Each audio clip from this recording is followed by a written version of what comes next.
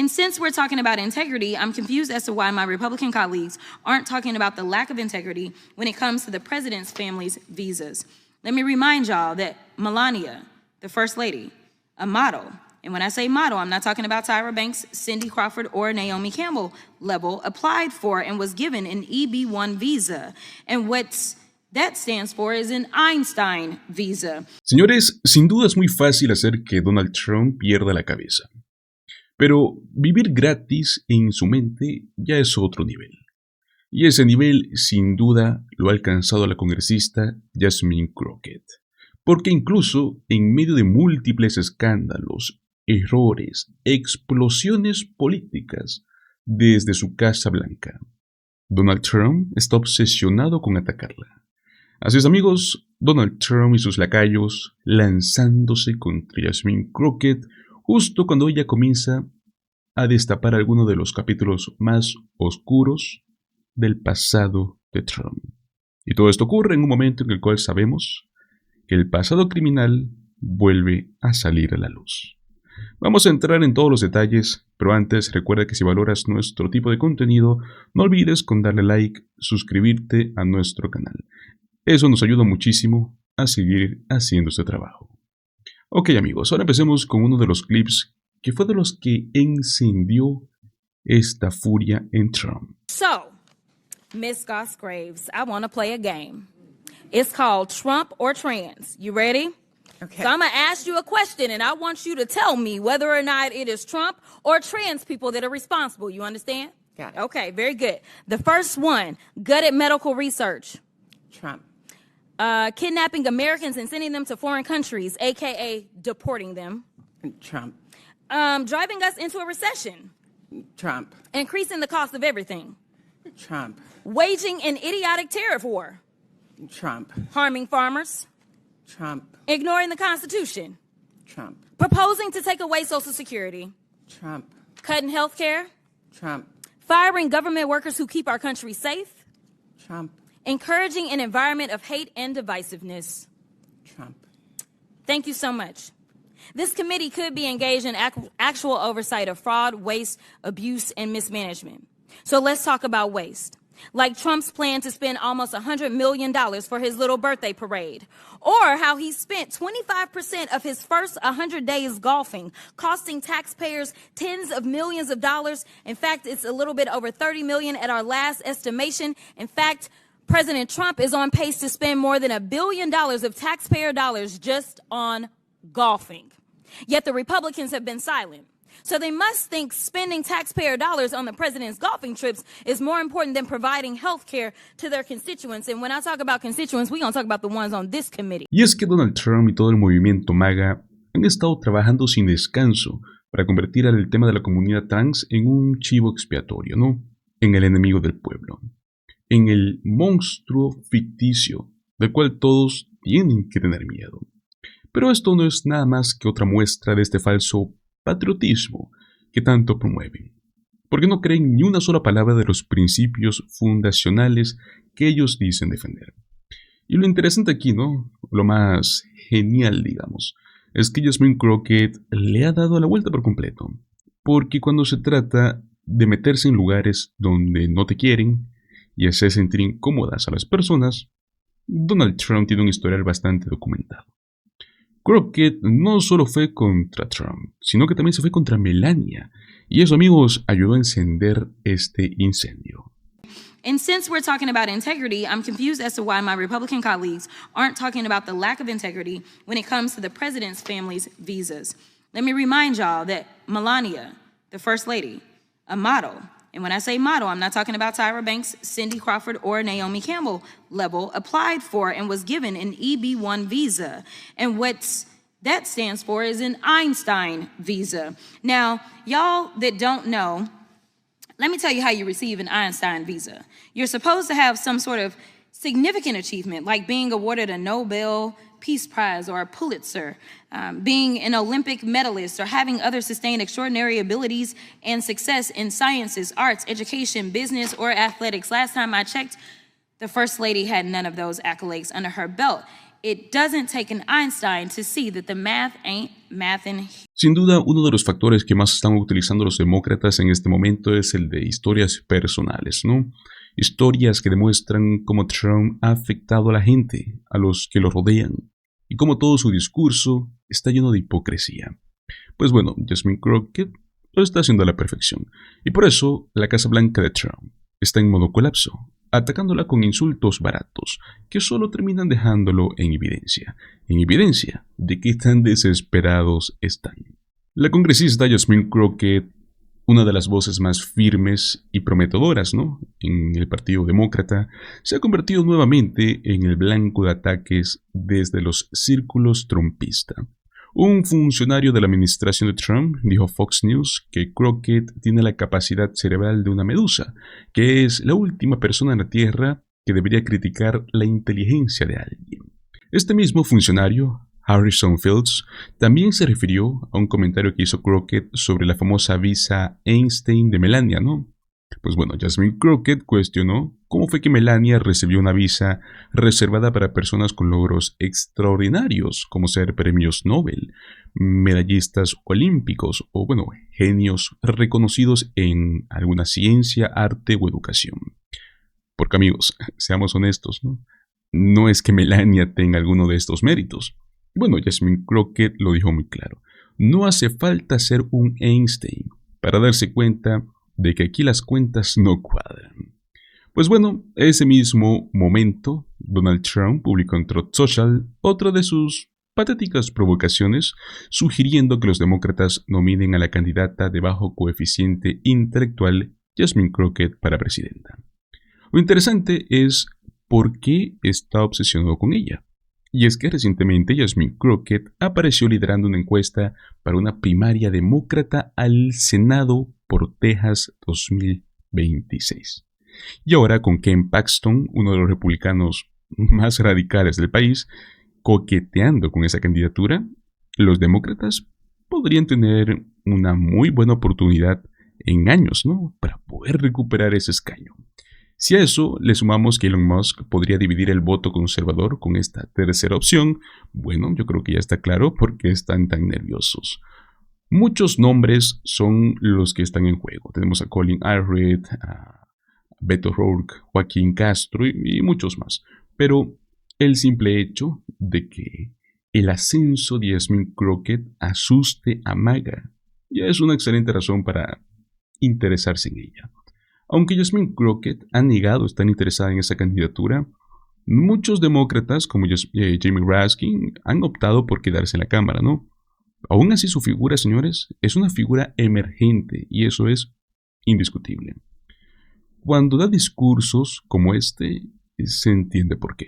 Are you aware, any of you, are you aware as to whether or not tourism in the United States is anticipated to decrease to the extent that we are estimated to lose $12.5 billion in international vendor spending in just the year 2025?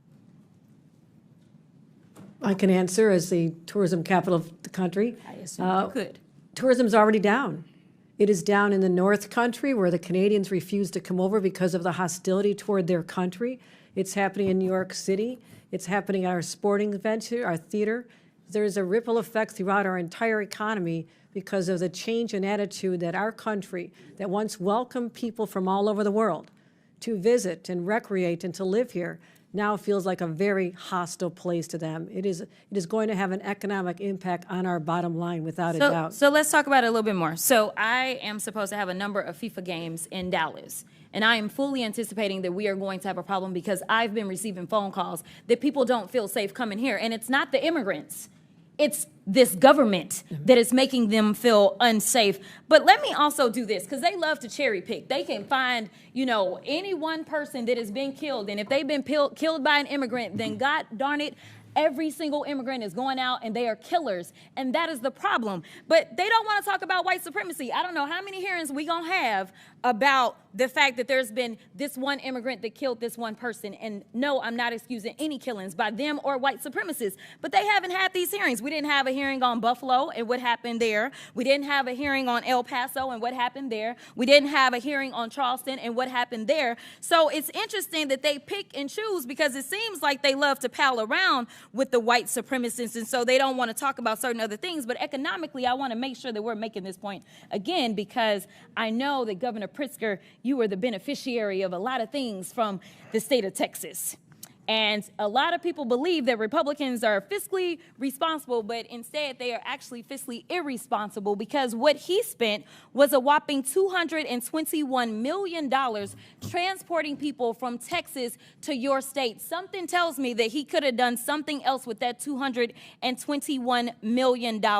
In addition to that, I know that there's been some conversations about what's going on in LA, and they want to say that it's riots because they didn't want people to keep talking about, say, the Epstein files or whatever other drama was popping off between the president and his little friend. So they wanted to change the conversation to immigration because they feel like, well, the polling is in our benefit. But let me tell you something. If they cared about making sure we were going to be fiscally responsible, they would tell the American people that it cost them $134 million to send the National Guard to LA for the quote-unquote riots that the governor didn't ask for, nor did the mayor of LA ask for. And they sent them over there, and they say that they care about our service members, yet they sent them and they were laying on the floor. They did not provide for food. So I don't know why we would believe that, number one, they want to fix this. They don't want to fix this, because the brokenness is a feature, not a flaw of the system, because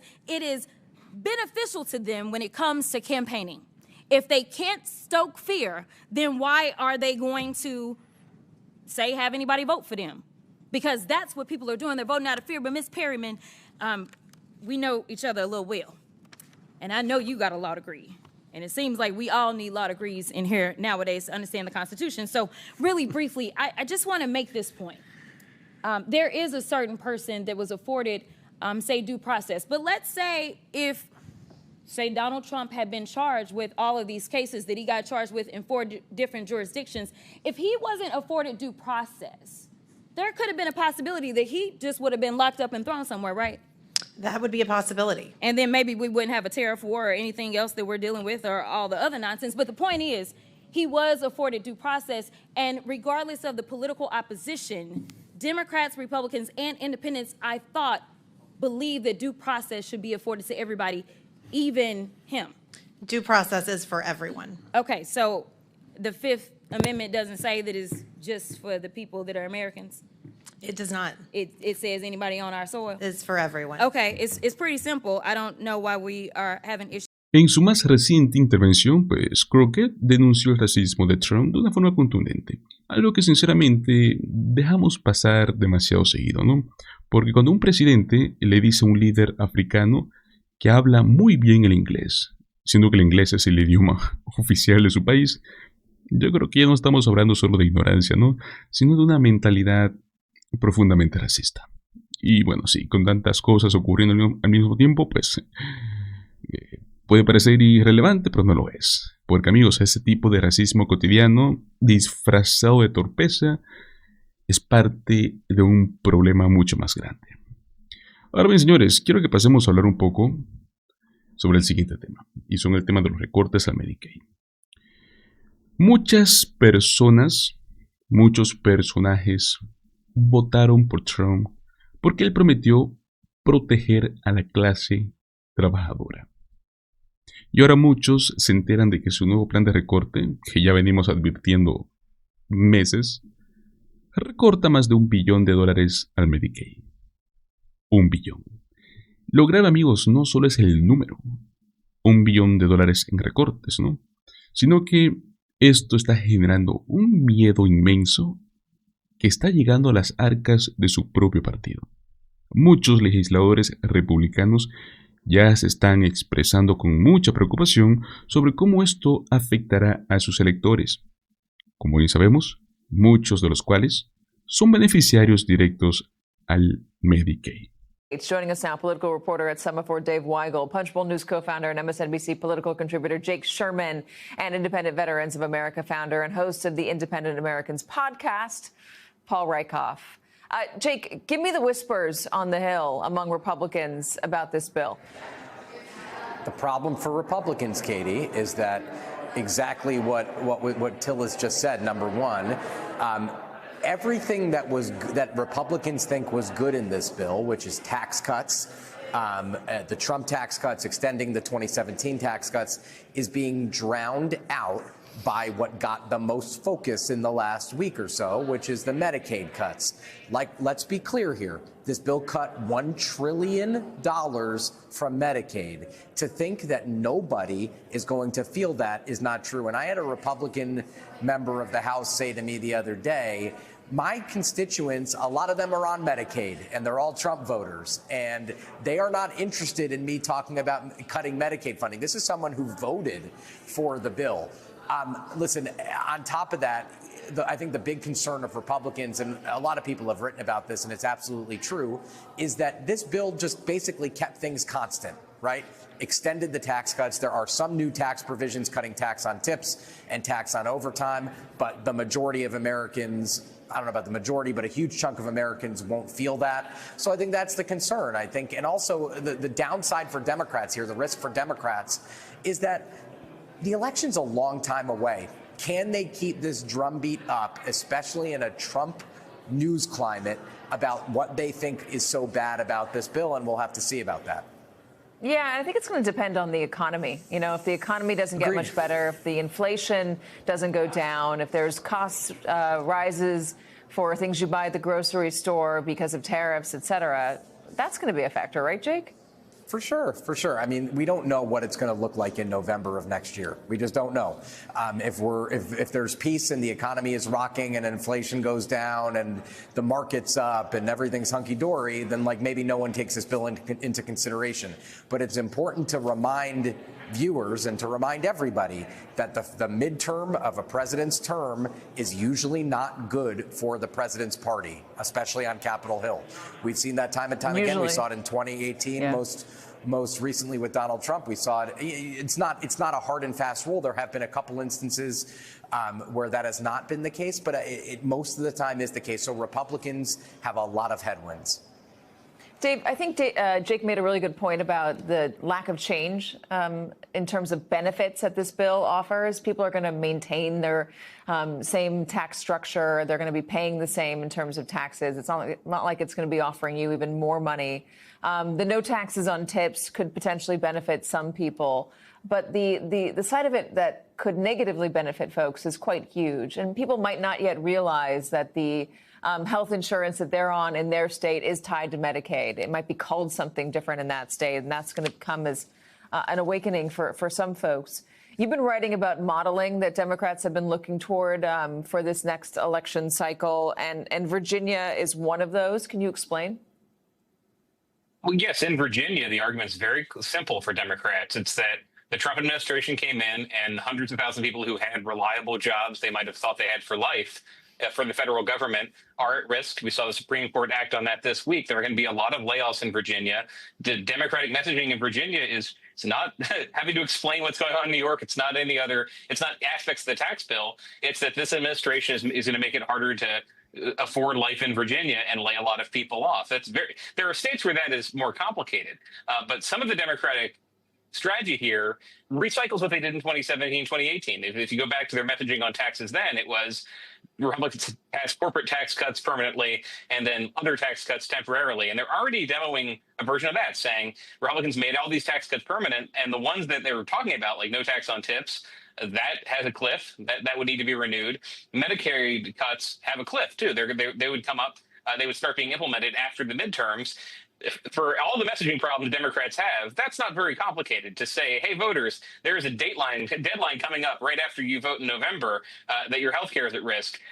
Will it be like 2013 where people were getting their plan cancellations right before they voted in Virginia again? It might not be, but they're looking at different sort of time bombs in the application of this bill, they're not terribly worried for the reason Jake said about the tax cut suddenly becoming popular, because most people's budgets will not change based on this. They're worried about affordability. They were worried about affordability, not about tax rates. Paul, when you look at the state of play across the country, I'm wondering if there are races that stand out to you as strategies for the Democratic Party. You know, when I look at the entire landscape, what I see is the opportunity for moderates, right? I mean, what Trump is executing here is a pretty extreme agenda. And he's been doing that since he took office. And what he's starting to do now is hit the moderate guardrails, even with in his own party, because he keeps hitting things that are kind of sacred, right? Medicaid is usually something that most politicians won't touch. Firing federal workers is usually something most politicians won't touch. Digging into the VA and cutting 30,000 people there is something most politicians don't touch. Standing with Putin and Russia is something most politicians don't touch. So what you see is people within his own party, from Lindsey Graham to Tom Tillis, all the way over to Don Bacon, who are representing a moderate middle that are pushing back. They have to get reelected next year. Trump doesn't seem to care about the reelection, but independents, moderate Republicans, and moderate Democrats care deeply about these things, and they're feeling them. And Trump may be immune to that, but people in his own party aren't. So I think you've got him hitting these sacred cows in politics, but you've also got almost a regulating effect from guardrails of moderation that are pushing back, and we'll see who wins here. He may not care. He's not up for re-election, but people who are up next year are definitely going to care, and they're definitely going to feel it. Is Elon Musk going to matter? The Atlantic calls him H. Elon Perot, likening him to Ross Perot. Is he going to be a spoiler? I think he matters because he dominates, the media landscape. He has endless resources, and he helped get Trump elected. So wherever he decides to focus his laser will be impacted, especially if he wanted to pour tons of money down ballot. If he tries to create what he's calling a third party that could be a more moderate alternative for Republicans who are frustrated with the direction he's taken him. I continue to focus on the opportunity for independence. You asked about races. Dan Osborne just declared he's running again in Nebraska. This time he's running against the other Republican incumbent who's a billionaire who owns the Chicago Cubs. There's a real yearn for populism. And I think independents like him, a guy named Todd Achilles, who's running now in Idaho, Brian Bangs is another independent veteran running in South Dakota. I think these people are tapping into what the country wants. They want alternatives to Trump, and many want alternatives to Democrats, and they don't have them on the ballot. So when they do, I think these folks have a real opportunity to break through and touch on these issues where working people especially feel really hard hit. That is interesting. And if the voters are going to want populism, if they're going to want a pushback on billionaires, who benefits? Which party benefits? If Elon Musk is going out there and funding a different candidate, does that affect the Republicans? Does it affect the Democrats? Who is Elon Musk most associated with? And I think we should bring in the Mamdani win in the primary here in New York and the roadmap that has given some Democrats. Maybe not on the policy side of things. Maybe you can argue that it's maybe too progressive for parts of the country. Maybe, I'm not sure. But in terms of the messaging on it is us versus the billionaires, Dave. I think the overarching message is that people want change. I'm sorry, I wasn't sure if that was from me, Katie, or not, but I think most people want change, right, guys? Yeah. Well, I mean, you're the Dave, expert on independence, so I don't mind. But on Elon, two problems with Elon. One, the premise of Doge and Elon Musk's administration was that he would cut, as he put it at the Madison Square Garden rally with Trump, $2 trillion from the federal budget. That was going. Uno de los grandes problemas aquí, señores, es la hipocresía. Donald Trump y los republicanos vendieron su campaña como un refugio para la gente común, en contra de la élite. Pero ahora resulta que uno de sus primeros movimientos es al contrario, atacar a uno de los programas sociales más importantes del país. No es cualquier recorte, ojo, estamos hablando de $1 billón. Eso no es un ajuste fiscal, eso es un golpe brutal a un sistema que muchas familias dependen, ¿no?, para poder sobrevivir. Además hay algo muy interesante que mencionan, ¿no? Incluso algunos republicanos que votaron a favor del proyecto ahora están preocupados. ¿Por qué? ¿Porque no leyeron? No, porque sus votantes son los que usan Medicaid. Aquí no estamos hablando de una minoría, estamos hablando de millones de personas que podrían verse afectadas si es que esos fondos desaparecen. Donald Trump vendió esto como una victoria económica, pero en realidad está jugando con fuego. Primero porque la economía sigue siendo un dolor de cabeza para muchos ciudadanos. Inflación, precios altos, tarifas, etcétera, ¿no? Segundo, recortar Medicaid no va a solucionar esos problemas macroeconómicos que él dice. Pero esto sí, puede generar una crisis sanitaria real. Y ojo amigos, no es que no haya espacio, ¿no?, para reformas en Medicaid, pero hacerlo de este modo, sin explicar claramente cómo van a compensar la pérdida de servicios, eso es lo irresponsable. Sé que algunos me dirán, pero Trump está tratando de reducir el gasto federal, que eso es bueno. Mi respuesta es sí, reducir gastos es importante, pero no puedes hacerlo quitándole el seguro médico a la gente que menos puede pagar por un privado. Si tú quieres reducir déficit, empieza por, no sé, revisar subsidios millonarios a corporaciones, ¿no? O tal vez buscar agujeros negros en el gasto militar. No por donde comienza la cadena de protección social, señores. Además, si vas a recortar Medicaid, ¿qué alternativa estás ofreciendo? Porque hasta ahora yo no veo planes claros. Solo son promesas vacías, como no pagar impuestos sobre la propina. Esto no resuelve nada para quien necesita atención médica urgente, algo que sucede todos los días. Los recortes al Medicaid no solo son inmorales, sino que también son políticamente suicidas. Se están poniendo en riesgo a los mismos votantes que mantienen vivo el movimiento trumpista. Y aunque Trump no se enfrenta a reelección, sus aliados sí, y ellos sí van a tener que rendir cuentas ante su gente. Pero bueno, ¿qué opinan ustedes? ¿Es este el tipo de cambio que esperaban cuando votaron por Trump? ¿O es otra promesa incumplida disfrazada de reforma? Muchísimas gracias por acompañarme hasta el final de este video. Recuerda, como siempre, dale like, compártelo con tus amigos y suscríbete a nuestro canal Políticamente en Desacuerdo. Nos vemos en el próximo video. Hasta luego.